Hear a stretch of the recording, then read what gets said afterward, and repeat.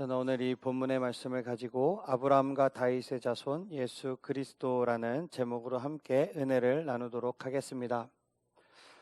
사랑하는 남녀가 결혼할 때 주고받는 것이 있습니다. 무엇일까요? 그렇죠. 나는 저 입에서 정답을 들었어요. 무엇일까요? 다른 친구들. 결혼을 할 때 남자와 여자가 주고받는 것. 무엇이? 그렇죠. 사랑은 당연히 그 전부터 주고받아야 결혼을 하죠. 사랑 없이 결혼하는 사람이 어디 있어요? 그죠? 우리 선생님들 사랑 없이 결혼합니까? 사랑을 가지고 결혼을 하죠. 뭘 주고받느냐? 반지를 주고받습니다.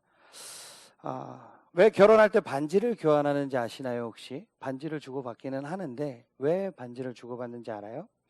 이 반지가 결혼의 표식, 그러니까 증표이기 때문에 그렇습니다. 전도사님도 여기 결혼 반지를 끼고 있어요. 그죠? 이 반지가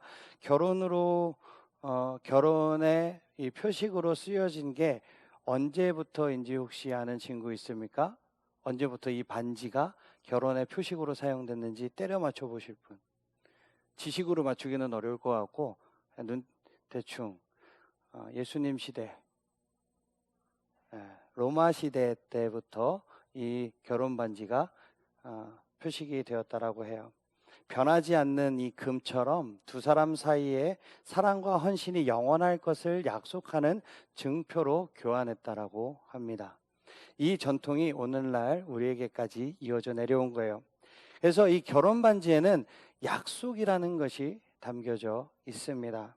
그래서 남편과 아내는 결혼식 이후에도 자신의 손가락에 끼워져 있는 이 반지를 보면서 많은 증인들 앞에서 했던 그 서약을 기억하고 삶 가운데 힘든 일이 있거나 슬픈 일이 있을 때에도 그 사랑과 헌신의 약속을 지키기 위해서 노력하게 되는 거예요. 전도사님도 그래서 힘들 때 이 결혼 반지 여기까지만 하도록 하겠습니다. 밑에서 누군가가 듣고 있을 것 같아요. 이게 교회 내에 있는 모든 방송으로 다 나가기 때문에 말을 잘못 눌렀다가는 필리핀에서 못 돌아올 수도 있을 것 같습니다. 그래서 이 약속을 지키기 위해서 노력을 해야 한다라는 거예요.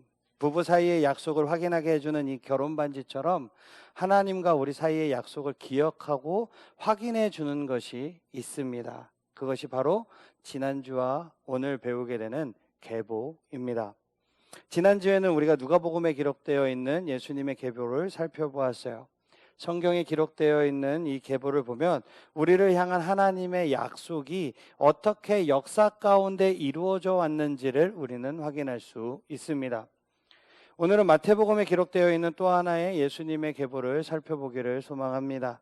그래서 마태복음 속 계보에는 특별한 점이 몇 가지 있는데 어떤 부분이 특별한지 우리 말씀을 통해서 한번 살펴보도록 하겠습니다. 우리 1절 말씀을 한번 먼저 읽어볼까요? 시작. 다윗의 자손 예수 그리스도의 계보라. 아멘. 마태와 누가는 서로 다른 방식으로 예수님의 계보를 정리하고 있죠. 혹시 어떤 점이 다르다고 했는지 지난주 말씀 속에서 기억하는 친구 있습니까? 네, 없겠죠. 네, 두 가지의 큰 차이가 있습니다. 누가가 기록한 계보는 상향식으로 되어 있어요. 예수님으로부터 시작해서 하나님까지 올라가는 것으로 끝이 납니다. 그럼 마태는 어떻게 되죠? 하향식으로 되어 있죠. 아브라함부터 시작해서 요셉과 마리아가 예수님을 낳는 것으로 끝나도록 기록하고 있다는 게 첫 번째 차이점입니다. 그리고 또 한 가지 다른 점이 있는데요. 그것은 누가복음의 계보에서는 가장 위에 누가 있죠? 하나님이 있습니다. 가장 위에 하나님이 있고 마태복음의 계보에는 누가 있죠? 지금 아브라함이 되어 있습니다.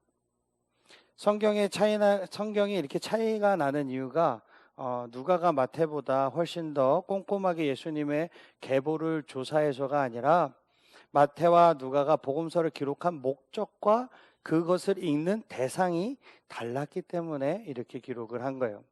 누가는 이방인 독자들을 대상으로 아담 위로 하나님에게까지 올라가는 계보를 통해서 예수님께서 모든 사람들을 위한 구원자로 이 땅에 오셨다는 사실을 전파하고자 하는 거예요. 반면에 마태는 구약 성경을 너무나도 잘 알고 있는 누구에게 지금 이야기를 하는 거냐면 유대인들에게 이 이야기를 하고 있는 거예요. 그렇기 때문에 유대인이 독자이기 때문에 예수님께서 구약의 선지자들이 예언했던 메시아이고 하나님의 모든 약속을 성취하는 분임을 분명하게 밝히려고 하는데 그 목적이 있다라는 거예요. 그래서 마태복음 계보에는 제일 먼저 아브라함과 다윗이 소개되고 있는 거예요. 수많은 조상들이 우리에게 있는데 이 두 사람을 콕 집어서 이야기한 이유는 아브라함과 다윗은 하나님으로부터 직접 메시아에 대한 약속을 받은 사람들이기 때문이에요. 창세기 15장과 22장에 하나님께서는 아브라함에게 나타나셔서 이렇게 약속을 합니다. 먼저 창세기 15장 5절을 읽어볼까요? 그를 이끌고 밖으로 나가 이르시되 하늘을 우러러 무뼈를 셀 수 있나 보라. 또 그에게 이르시되 내 자손이 이와 같으리라. 우리 22장 17절도 한번 읽어볼까요? 우리 한 목소리로 읽어보겠습니다. 시작.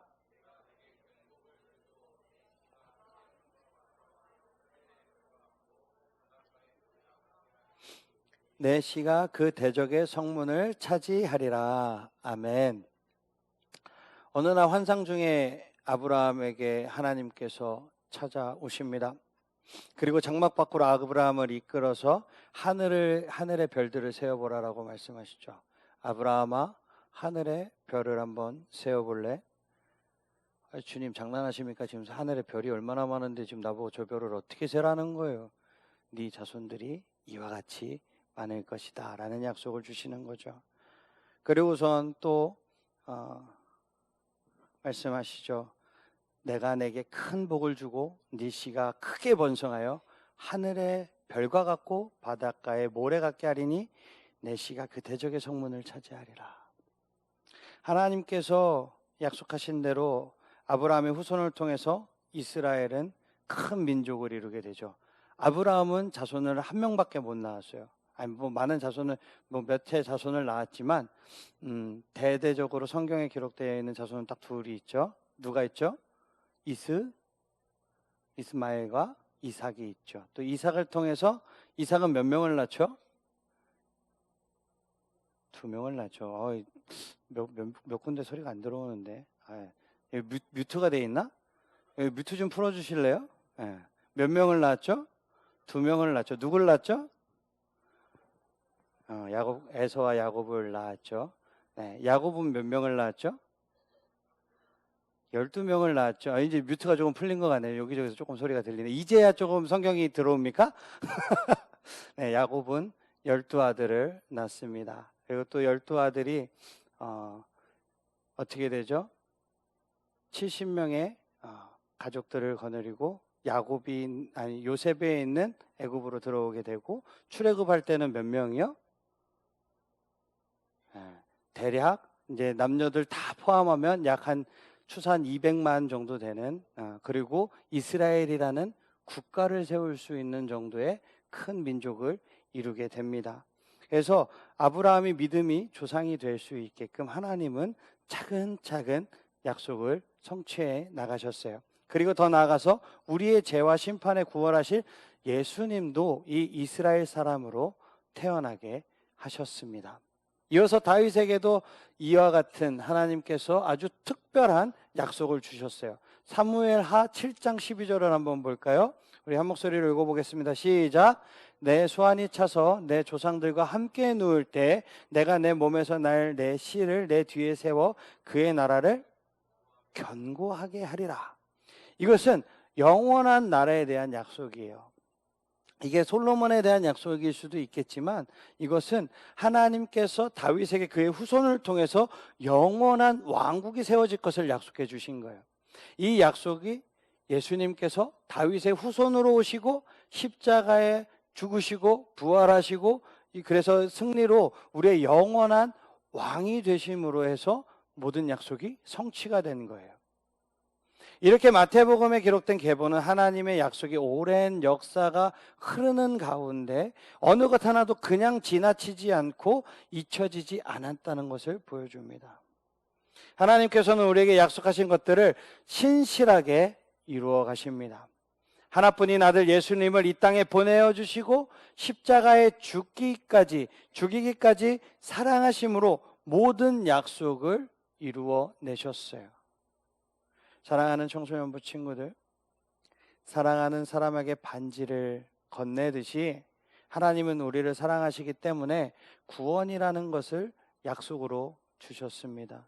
그리고 그 약속을 역사 속에서 신실하게 지켜 나가셨습니다. 마태복음의 계보에 제시되는 이름들은 단순히 이름이 나열되어 있는 것이 아닙니다. 우리를 구원하기 위한 하나님의 작정이 어떻게 진행되었는지를 보여주는 너무나도 아름다운 연결고리입니다. 그래서 이 계보를 볼 때 우리가 기억해야 할 또 한 가지 중요한 사실은, 우리가 예수님을 믿음으로 영접해서 하나님의 자녀가 내가 되었다면 우리도 이 큰 이야기의 일부라는 사실을 기억해야 하는 거예요. 그냥 이 성경에 기록되어 있는 것은 아주 먼 옛날의 이야기, 내가 모르는 그냥 역사 속의 이야기, 아니면 하나의 신화의 이야기가 아니라 내가 이 역사를 써 내려가고 있는 거예요. 성경의 이야기는 나의 삶의 일부가 되는 것입니다. 그래서 우리가 한 사람 한 사람이 예수님으로 인해서 이 계보와 연결되어 있다라는 사실을 꼭 기억하시기를 주님의 이름으로 축복합니다. 그래서 여러분들이 가는 모든 땅, 여러분들이 밟는 모든 땅에 예수 그리스도가 전해지는 역사가 있기를 소망합니다. 그래서 특별히 우리 필리핀 가는 모든 친구들에게 부탁하고 싶은 것은 어렵고 힘든 길입니다. 하지만 예수님께서 걸어가신 그 길이라고 한다면 우리는 얼마든지 걸어갈 수 있는 거예요. 예수님이 지셨던 그 십자가보다 우리가 걷는 그 필리핀 땅이 더 힘들까요? 절대 아닙니다.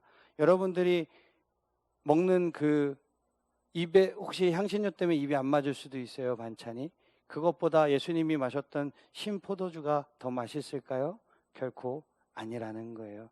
여러분, 예수님을 생각한다면 우리는 그 어떠한 고난도, 힘듦도, 고통도 이겨내고 견뎌낼 줄 믿습니다. 다 일어나시겠습니다. 제가 마지막으로 하나님의 약속을 이루시는 분 하면 여러분들은 아브라함과 다윗의 자손 예수 그리스도라고 외치면 감사하겠습니다. 하나님의 약속을 이루시는 분, 하나님의 약속을 이루시는 분이 누구라고요? 아멘.